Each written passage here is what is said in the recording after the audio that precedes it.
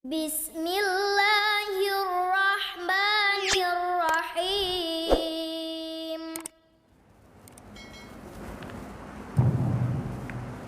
Bismillahirrahmanirrahim. Assalamualaikum warahmatullahi wabarakatuh. Innal hamdalillah nahmaduhu wa nasta'inuhu wa nastaghfiruh wa na'udzu billahi min shururi anfusina wa sayyiati a'malina man yahdihillahu fala mudilla lahu wa man yudlil fala hadiya lahu wa ashhadu an la ilaha illallah wahdahu la syarika lahu wa ashhadu anna nabiyyana Muhammadan abduhu wa rasuluh sallallahu alaihi wa ala alihi wa ashabihi wa man tabi'ahum bi ihsanin ila yaumiddin wa sallama tasliman katsira amma ba'd. Hadirin dan hadirat muslimin serta muslimat rahimani wa rahimakumullah. Alhamdulillah, puji dan syukur kita panjatkan atas kehadiran Allah Tabaraka wa Ta'ala yang masih berkenan melimpahkan taufiknya pada kita semua. Dan berkat taufik dari Allah, kesempatan malam ini kita kembali dipertemukan di dalam majelis yang semoga senantiasa Allah berkahi. Dan tentunya kita memohon kepada Allah Subhanahu wa Ta'ala ilmu yang bermanfaat, kita memohon rizki yang baik, dan kita juga memohon amalan-amalan yang senantiasa diterima di sisi Allah Subhanahu wa Ta'ala. Salawat teriring salam semoga senantiasa Allah limpahkan kepada panutan kita Nabi Agung Muhammad sallallahu alaihi wa ala alihi wasallam, juga segenap keluarga, para sahabat, para pengikut yang Allah karuniai dengan keistiqomahan untuk mengikuti tuntunan Nabi alaihi salatu wassalam. Dan semoga kita di antara mereka yang mendapatkan karunia tersebut, dan tentunya besar harapan kita untuk mendapatkan syafaat Nabi alaihi salatu wassalam setelah menghadap Allah Subhanahu wa Ta'ala. Ini kajian atau pertemuan yang pertama yang setelah Ramadan, juga setelah Idul Fitri. Ya, tidak ada salahnya saya juga mengucapkan taqabbalallahu minna wa minkum. Semoga Allah Subhanahu wa Ta'ala menerima semua amaliyah kita yang mungkin terhitung banyak, tapi sebanyak apapun amalan kita, tentu kita melihatnya sebagai sesuatu yang sedikit di hadapan Allah Azza wa Jalla. Sehingga tidak ada seorang hamba yang bertakwa itu puas dengan amalannya. Ya, tidak ada seorang hamba yang bertakwa merasa puas dengan amalannya. Ya, semakin takwa seorang hamba, tentu akan semakin merasa bahwa amalannya itu sedikit. Ya, meskipun kalau dibandingkan dengan hamba-hamba yang lain tentunya lebih banyak.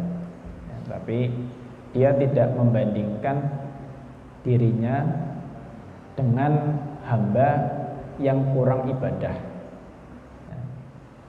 Seorang yang bertakwa itu dalam masalah akhirat dia melihat ke atas, tapi kalau dalam masalah dunia dia lihat ke bawah. Maknanya ketika dalam masalah akhirat dia lihat orang yang lebih unggul,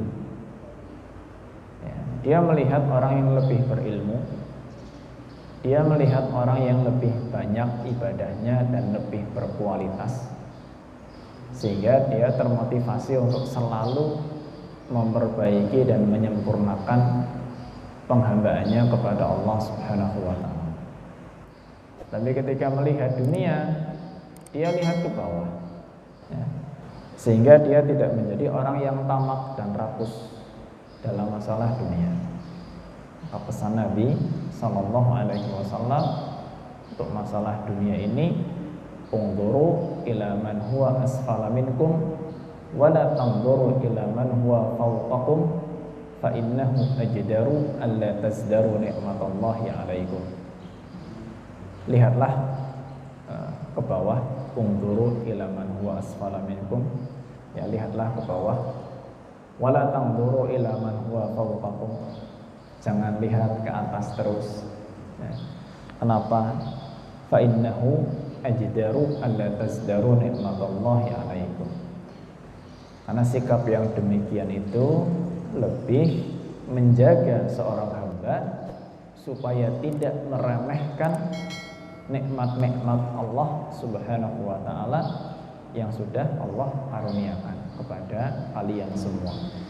Nah, itu pesan Nabi alaihi salatu wassalam. Adapun malam hari ini kita akan lanjutkan kajian tafsir kita ya, setelah 4 pertemuan terakhir kita hanya membahas satu surat, yaitu surat Al-Alaq, dan pertemuan yang terakhir adalah pembahasan tentang sujud tilawah. Maka sekarang kita lanjutkan tafsir surat yang berikutnya setelah surat Al-Alaq, yaitu surat At-Tin ya, surat At-Tin. Allah Subhanahu wa ta'ala berfirman, Bismillahirrahmanirrahim, Wat-tini waz-zaitun. Demi buah tin dan buah zaitun. Wa turi sinin, dan gunung Sinai, atau juga biasa disebut dengan nama Bukit Tursina. Wa hadzal baladil amin, dan negeri yang aman ini ya, maksudnya adalah negeri Mekah, kota Mekah. Laqad khalaqnal insana fi ahsani taqwim. Sungguh kami telah menciptakan manusia dalam bentuk yang sebaik-baiknya ya, bentuk yang paling baik. Tsumma radadnahu asfala safilin. Kemudian kami kembalikan manusia itu ya, ke tempat yang serendah-rendahnya. Maksudnya tempat serendah-rendahnya itu neraka. Illal ladzina amanu wa amilus solihati falahum ajrun ghairu mamnun.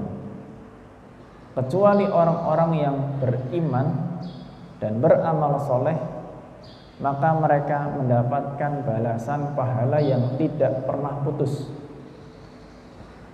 Fama yukadzibuka ba'du biddin. Maka apa yang menyebabkan orang itu mendustakanmu wahai Muhammad ya, berkaitan dengan perkara hari pembalasan? Jadi apa yang membuat orang itu enggak percaya kepada Nabi alaihi salatu wasallam ketika beliau itu banyak mengabarkan perkara-perkara akhirat dan hari pembalasan? Alaihissallahu biahkamil hakimin.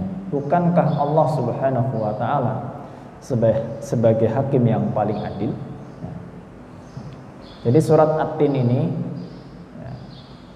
isinya intinya adalah tentang karunia Allah Subhanahu wa ta'ala kepada manusia ketika Allah berikan nikmat berupa wujud bentuk yang paling bagus jika dibandingkan dengan makhluk-makhluk Allah yang lain.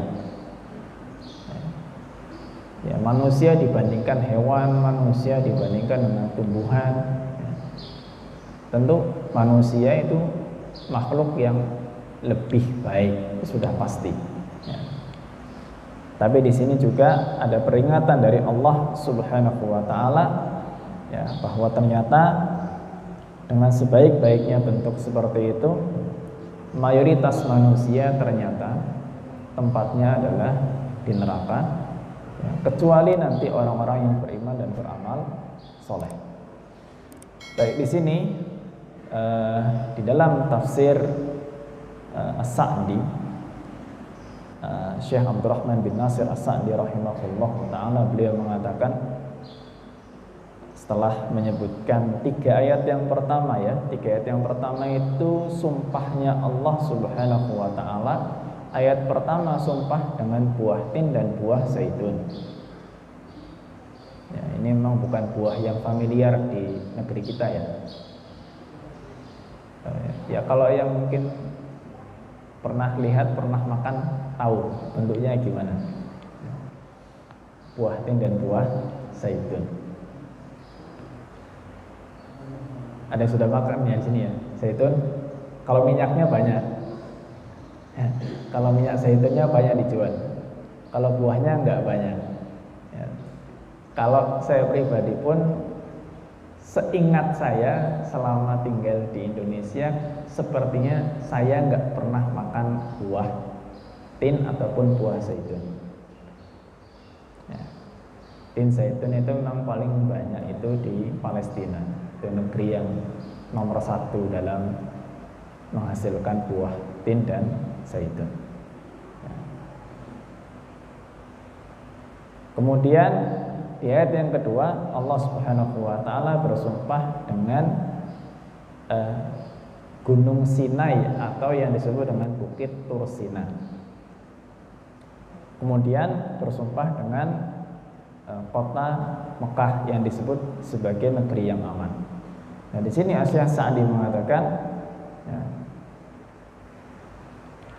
aqsama bihataini asy-syajarataini likathrati manafi'i syajarihima wa thamarihima wa li anna sultanahuma fi ardi Syam mahallu nubuwwati Isa bin Maryam alaihi salam. Pertama Allah Subhanahu wa taala bersumpah dengan dua buah ya, atau dua pohon dari buah tin dan zaitun.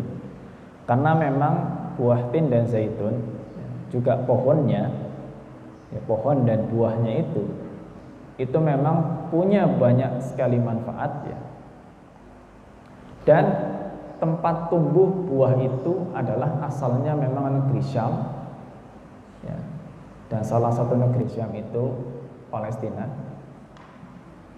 Dan itu adalah negeri di mana Nabi Isa alaihi salam diutus sebagai nabi. Jadi Palestina atau negeri Syam secara umum itu adalah tempat diutusnya Nabi Isa alaihi salam.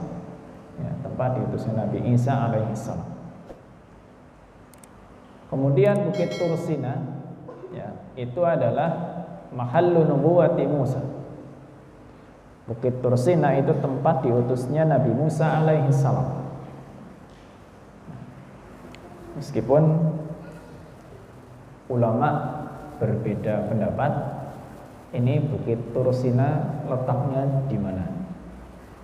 Kalau yang familiar, Bukit Tur Sina atau Gunung Sinai itu saat ini yang dikenal itu di Mesir, yang terletak di semenanjung Sinai. Di sana ada gunung, ya disebut dengan Gunung Sinai, juga dikenal dengan istilahnya Jabal Musa, Gunung Musa. Ya. Karena sebagian meyakini bahwa di gunung itulah Nabi Musa alaihi salam itu langsung diajak bicara oleh Allah Subhanahu wa taala. Ya, langsung diajak bicara oleh Allah Subhanahu wa taala dan menerima wahyu sebagai nabi dan rasul. Sebagian lagi menafsirkan, bahkan ya bisa dikatakan ini pendapat kebanyakan ahli tafsir, justru mengatakan bahwa Bukit Tur Sina atau Gunung Sinai yang dimaksud di sini itu letaknya ada di negeri Syam dan tepatnya lagi di Palestina. Ya, tepatnya lagi di Palestina. Kenapa? Karena Tur Sina atau di sini disebut Turi Sinin, dalam ayat yang lain disebutkan Turi Saina. Banyak ahli tafsir itu menafsirkan Tur, ya, Tur itu adalah nama lain atau sebutan lain untuk gunung. Ya, Tur. Ya, Tur itu sama dengan gunung. Hanya gunung disebut sebagai tur, ya, itu kalau banyak pohonnya, maka disebut namanya tur. Kalau gunung tidak banyak pohonnya, ya, hanya gunung bebatuan saja, itu dalam bahasa Arab disebut namanya jabal. Ya. Adapun tur, istilah tur itu gunung yang banyak pohonnya. Ya. Kemudian kata sinin atau saina, ya, itu dimaknai oleh banyak ahli tafsir, artinya adalah yang diberkahi. Ya. Jadi gunung banyak pohon diberkahi oleh Allah Subhanahu wa taala. Ini yang disebutkan oleh banyak ahli tafsir. Sehingga kata Tur Sinai itu bukan sebuah nama, ya, tapi itu istilah yang punya makna. Tur Sina, tur itu pohon, tur itu gunung yang banyak pohonnya, ya. Kemudian sinin atau saina, ya, itu maknanya diberkahi. Nah, kemudian para ulama mengatakan gunung yang banyak pohon dan diberkahi oleh Allah Subhanahu wa taala, mereka sebut itu di Palestina, karena gunung yang banyak pohon, yaitu pohon zaitun, itu di sana.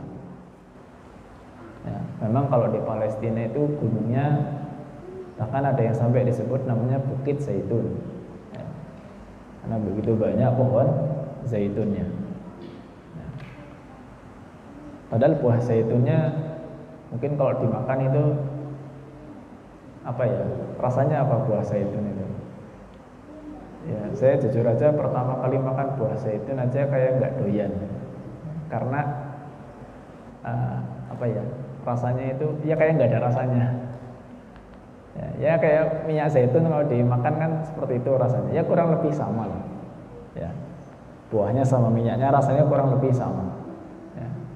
Tapi ketika di Palestina ya suguhannya itu, ya, di hotelnya ya banyaknya suguhannya ya buah zaitun, ya. Buah tinnya banyak dijadikan manisan kalau di Palestina itu. Itu Bukit Tur Sina. Jadi ada yang mengatakan memang itu Bukit Tur Sina yang sekarang dikenal di Mesir, ya, dengan sebutan Gunung Sinai. Ada yang sebagian menyebutkan itu gunung di Palestina. Sebagian lagi mengatakan itu gunung di surga, ya, tapi ini pendapat yang mungkin ya oleh sebagian ulama dilemahkan. Ya, ada yang mengatakan lagi, oh enggak, itu semua gunung, pokoknya gunung yang berpohon lebat, ya disebut namanya Tur Sina. Jadi gunung secara umum tapi gunung yang lebat pohonnya. Ya kalau gitu berarti gunung-gunung di Indonesia masuk. Nah, rata-rata gunung di Indonesia pokoknya banyak. Ya. Tapi pendapat yang ya terkuat kalau enggak nomor 1 nomor 2. Ya, kalau enggak yang mengatakan gunung di Palestina ya gunung yang di Mesir. Dalam masalah seperti ini sebetulnya tidak terlalu banyak urgensinya untuk diketahui secara tepat di mana itu. Ya, ibarat kalau kita nggak tahu pun nggak ada masalah. Ya. Kalaupun kita nggak sampai kepada sebuah kesimpulan yang paling kuat yang mana gitu, itu nggak ada masalah. Ya, tidak ada masalah. Karena nanti inti tujuan daripada ayat ini bukan untuk menyimpulkan Bukit Tur Sinanya ada di mana, bukan itu kesimpulan dari surat ini. Ya. Kemudian negeri Mekah yang disebut dengan negeri yang aman disebutkan wahiyya Makkahul Mukarramah mahallu nubuwati Muhammad sallallahu alaihi wasallam. Ya, Mekah Al-Mukarramah tempat kenabian Nabi kita Muhammad sallallahu alaihi wasallam. Ya, maka 3 tempat ini disebutkan fa aqsamallahu ta'ala bihadhil mawadhi'il muqaddasah allati ikhtaraha wa ta'asa minha afdalun nubuwati wa asyrafuha. Allah Subhanahu wa taala bersumpah dengan 3 tempat ini, tempat yang memang dimuliakan. Tadi buah tin dan zaitun, itu mengisyaratkan kepada negeri Palestina. Kemudian menyebutkan ada Bukit Tursina, ya.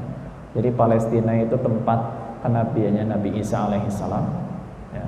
Kemudian Bukit Tursinanya itu tempatnya Nabi Musa alaihissalam, dan yang Mekah itu tempatnya Nabi Muhammad alaihissalam. Ya. Allah pilih tempat-tempat itu dan Allah utus dari tempat itu para nabi yang paling afdol dan yang paling mulia, ya. Paling afdol dan yang paling mulia, ya, sehingga hingga saat ini, ya, meskipun kita tidak sedang mendukung, ya, tapi maksudnya yang disebut, ya, yang disebut oleh banyak orang sebagai agama samawi itu kan kemudian disebut 3: Islam, Nasrani, dan Yahudi. Itu sebutan aja, sebutan agama samawi. Kenapa? Karena mereka-mereka yang memang memiliki kitab yang diwahyukan oleh Allah Subhanahu wa taala, yaitu Al-Qur'an, Injil, dan Taurat. Ya, meskipun tentunya sebagai seorang mukmin, ya, kita mengimani bahwa kitab-kitab sebelum Al-Qur'an semua hukumnya itu sudah dicukupkan dengan Al-Qur'an. Ya, saya nggak mengatakan dihapus, ya, tapi karena Al-Qur'an itu tidak sekedar menghapus hukum sebelumnya. Ada hukum-hukum yang memang tidak dihapus oleh Al-Qur'an, tetap digunakan. Ada yang ditambahkan, ada yang dihapus, ya. Tapi intinya kitab-kitab yang sebelum Al-Qur'an sekarang sudah tergantikan dengan Al-Qur'an, sehingga sudah tidak perlu lagi untuk merujuk kepada kitab-kitab selain Al-Qur'an. Ketika Allah Subhanahu wa taala bersumpah, ya, pasti di situ Allah akan menyebutkan, ya, ada peringatan penting. Itu sudah pasti. Dan itu akan menjadi intinya. Apa peringatannya di sini? Itu ketika Allah Subhanahu wa taala berfirman, "Wa laqad khalaqnal insana fi ahsani taqwim."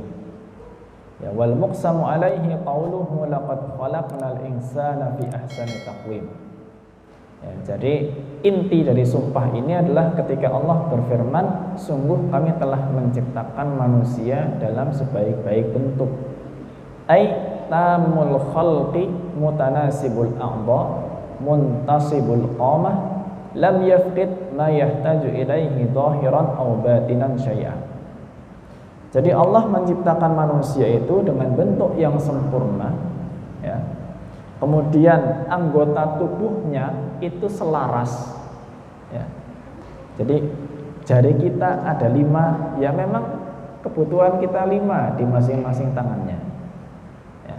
Ini kita bicara manusia secara umum, ya. Meskipun kalau per individunya mungkin ada yang cacat, ada yang kurang, itu per individu. Tapi kita bicara manusia secara umum.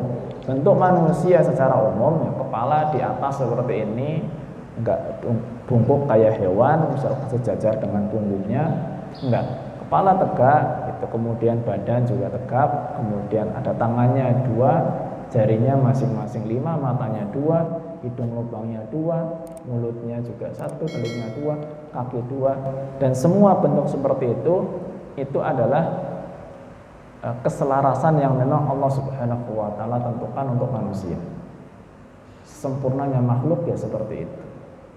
Ya. Manusia makan pakai tangan, beda sama hewan yang makannya langsung pakai mulut. Ya. Jadi apa yang Allah sediakan untuk manusia itu memang yang dibutuhkan, ya, ini yang dibutuhkan oleh manusia. Wa ma'a hadhihi ni'amil 'azimah allati yanbaghi minhu al-qiyamu bi syukriha fa aktsarul khalqi munharifuna an syukril mun'im mushtaghiluna bil lahwi wal la'ib qad radu li anfusihim bi asafilil umur wa safsafil akhlaq. Tapi dengan banyaknya nikmat yang seperti itu, ya, kita diberi bentuk yang bagus oleh Allah Subhanahu Subhanahu wa taala, manusia secara umum diberi bentuk yang bagus oleh Allah Subhanahu wa taala, yang seharusnya manusia itu bersyukur kepada Allah, bersyukur kepada Zat yang sudah memberi nikmat, ya, kepada penciptanya. Justru banyak di antara manusia itu menyimpang. Ya, ini peringatannya. Sudah dikasih bentuk yang bagus, harusnya bersyukur, malah banyak menyimpang, sibuk dengan hal-hal yang melalaikan daripada beribadah kepada Allah Subhanahu wa taala. Itu nyata. Ya. Itu fenomena yang Allah gambarkan di sini.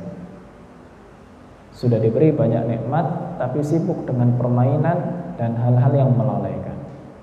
Mereka lebih senang untuk dirinya sesuatu yang sebetulnya itu rendah, ya.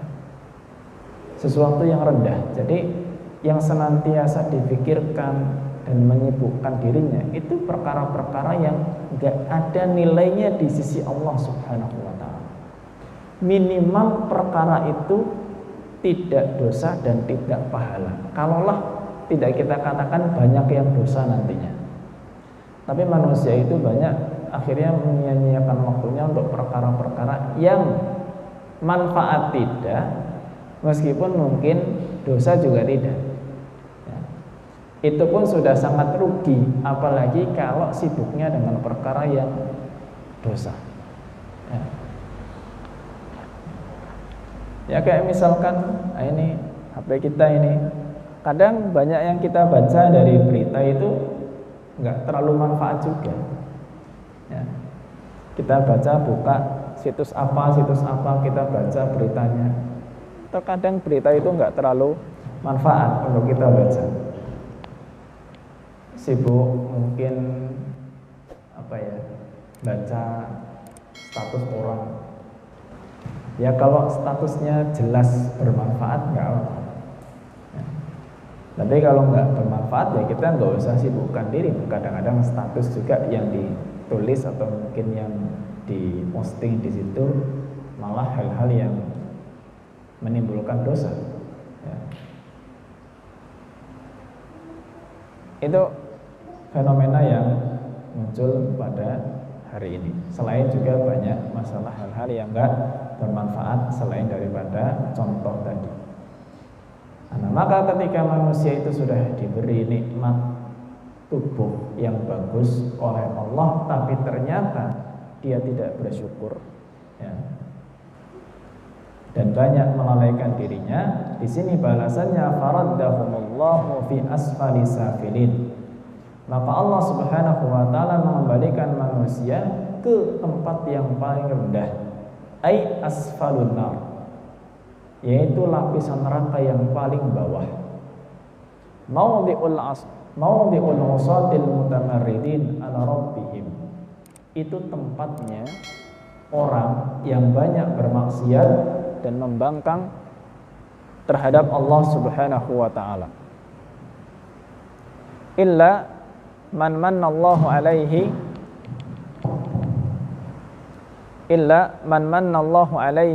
bil iman wal amal salih. Kecuali orang yang Allah beri karunia dengan keimanan dan amal soleh, wal akhlaqil fadilatil aliyah, dan diberikan akhlak yang mulia. Jadi memang asalnya manusia itu nanti tempatnya banyaknya di neraka, kecuali memang orang yang ketika hidupnya itu beriman dan beramal soleh, balasannya falahu ajrun ghairu mamnun, maka mereka tetap mendapatkan balasan yang tidak pernah putus, ya. Jadi ghairu mamnun, ghairu maqtu, tidak putus, ya. Balladzatun mutawafirah wa afrahun mutawatirah wa ni'amun mutakafirah fi abadin la yazul wa na'imin la yahul ukuluha da'imun wa dhilluha. Jadi kenikmatan yang didapatkan oleh seorang mukmin itu di surga nanti itu nggak akan pernah putus. Makanya surga itu nggak ada ujungnya sampai kapan. Ya. Jadi yang mukmin itu nanti tempatnya di surga selama-lamanya, dan yang tidak mukmin, yang kafir, tempatnya di neraka selama-lamanya. Meskipun yang mukmin yang ternyata maksiatnya banyak, mungkin akan terlebih dahulu Allah sucikan di neraka baru masuk surga. Tapi kalau sudah masuk surga, maka tidak akan pernah keluar dari surga sama sekali. Yang sudah masuk surga selamanya di surga, nggak pernah putus. Itu diantara penafsiran dari makna ghairu mamnun, nikmat pahala yang tidak pernah terputus. Jadi nikmat surga itu nggak akan ada hentinya, terus ada. Ya. Sebagian ulama lain mengatakan ajrun ghairu mamnun, pahala yang tidak putus itu begini. Seorang mukmin itu sekalipun dia nanti amalannya putus, ya, amalannya putus, tapi pahalanya tidak putus, baik di dunia maupun di akhirat. Contohnya gini, mukmin, ya, amalannya putus tapi pahalanya tidak putus. Ketika masih muda, misalkan ya, masih muda, kuat, punya tenaga, punya waktu, rajin sholat malam misalnya, ya, tahajud misalnya, sesuai dengan tuntunan Nabi, mungkin 11 rakaat atau mungkin kurang dari 11, ya. Tapi ketika masa tua, mungkin kekuatannya sudah beda, ya. Yang dulu kuat bangun malam, sudah tua, banyak sakit, lemah, bangun malam susah, ya. Maka sekalipun sudah tua dan nggak bisa lagi bangun malam, pahala sholat malamnya itu nggak putus. Kenapa? Karena ketika muda itu sudah terbiasa sholat malam. Maka ketika tua nggak bisa sholat malam karena uzur, pahalanya tetap Allah berikan, rutin seperti biasa. Ya. Rajin jamaah ketika masih muda, ya, ketika sehat lah intinya, ketika sehat. Rajin jamaah terus. Mungkin di akhir hayatnya, di akhir usianya sakit, nggak bisa jamaah, nggak bisa ke masjid. Tapi pahala jamaah tetap Allah berikan seperti biasa. Nah, karena apa? Sudah biasa jamaah. Demikian dengan amalan-amalan yang lain. Rajin sedekah ketika mungkin mampu. Ya, ketika nanti sudah di akhir hayat nggak mampu sedekah, Allah tetap berikan pahala sedekahnya. Ya. Dan demikian seterusnya untuk ibadah yang lain. Itu diantara penafsiran makna ghairu mamnun, pahalanya tidak putus. Ya. Maka Allah berikan peringatan tegas di sini, fama yukadzibuka ba'du biddin. Ayu syai'in yukadzibuka ayyuhal insan biyaumil jaza 'alal a'mal wa qad ra'aita min ayatillahil katsirah ma bihi yahsulu lakal yaqin min ni'amihi ma yujibu 'alaika alla takfura bi syai'in mimma akhbaraka bihi. Jadi apa yang membuat manusia itu kemudian enggak percaya dengan hari kiamat? Toh Allah Subhanahu wa ta'ala sudah memberikan tanda-tandanya begitu banyak, ya, tentang hari kiamat itu tandanya banyak, ya. Dan diantara tandanya apa? Allah itu berikan isyarat di sini dengan ayat yang terakhir atau ayat yang terakhir yang ke-8. Alaihissallahu bi ahkamil hakimin. Bukankah Allah itu hakim yang paling adil?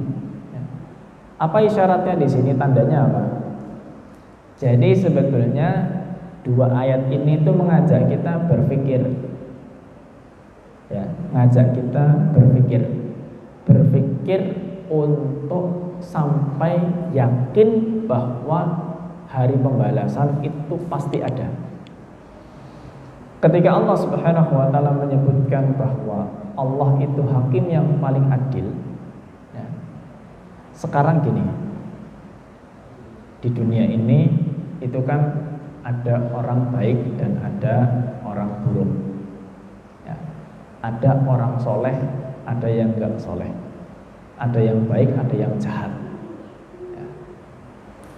Nah, baik dan jahatnya manusia itu salah satu tanda kalau kiamat kalau hari pembalasan itu pasti ada ya.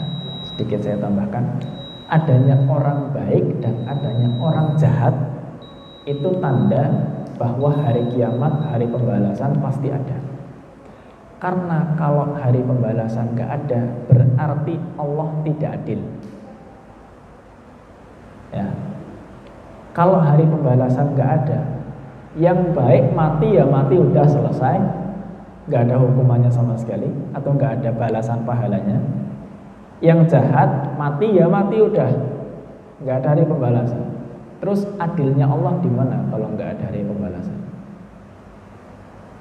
Nggak adil ya. Makanya ada orang jahat, ada orang baik, itu tanda kalau memang hari pembalasan, hari kiamat itu pasti ada. Baik, mungkin kita jeda dulu untuk adzan. Wassallallahu ala nabiyina Muhammad wa ala alihi wa sahbihi wa barakatuh.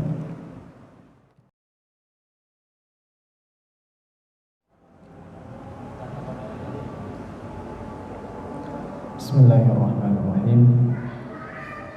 Alhamdulillah wassalatu wassalamu ala Rasulillah wa ala alihi wa ashabihi wa man wala.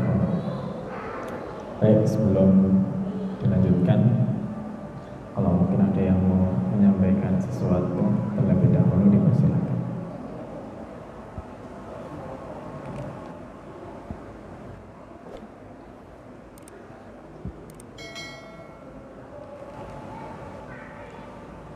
Baik, kalau tidak ada, kita mengambil pelajaran dari surat At-Tin ini. Meskipun At-Tin itu memang nama buah ya, nama buah At-Tin, tapi memang itu nama surat yang diambilkan dari redaksi yang ada di dalam surat ini, yaitu surat At-Tin. Dan intinya di sini adalah Allah Subhanahu wa taala memperingatkan kepada manusia setidaknya satu untuk bersyukur kepada Allah Azza wa Jalla. Bersyukur kepada Allah Subhanahu wa taala ya, yang sudah ya Masya Allah memberikan kita itu nikmat yang tentu sulit untuk kita hitung ya. Mata kita saja ini ya, dua kecil begitu. Ya, jangankan buta lah ya, jangankan buta itu, peleken aja itu sudah rasanya susah sekali ya. Makanya orang yang diambil kedua matanya oleh Allah Subhanahu wa taala dan dia sabar ya, itu disebutkan oleh Nabi SAW itu sudah jaminan masuk surga. Jadi yang diambil dua disebutkan dalam hadis itu ya, man akhadallahu karimataihi, barang siapa yang Allah ambil dua karimahnya. Dua karimah itu dua anggota tubuh yang memang sangat berharga, maksudnya dua matanya ya. Kemudian dia sabar, maka dia dijamin untuk masuk surga. Allah jamin dia untuk masuk surga ya, makanya berat ya, tapi balasannya juga kelas berat ya. Makanya ketika ada orang bisa lihat ya, bisa lihat waliyadzubillah wa nas'alullah al-afwa wal afiyah, dan digunakan untuk banyak maksiat ya, yaitu mungkin andai kata dia buta itu akan lebih baik ya. Dan maka dari itu ketika kita punya anggota tubuh yang masih normal, telinga normal, mata normal, hidung normal, mulut kita, lidahnya normal ya, dan tidak menggunakan semuanya itu dalam ketaatan kepada Allah Subhanahu wa taala sebagai wujud syukur, ya, maka khawatirlah jika Allah Subhanahu wa taala nanti mengambil di antara anggota tubuh kita yang sebetulnya kita tuh sangat butuh sekali, ya. Tapi Allah ambil, yaitu sudah jelas susahnya kayak apa, ya.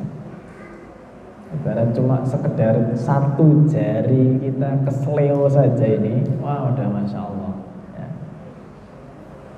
Gigi, ya.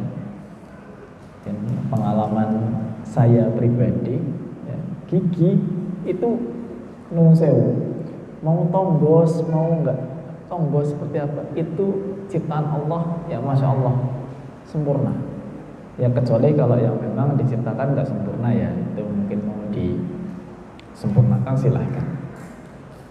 Saya pernah nambal gigi,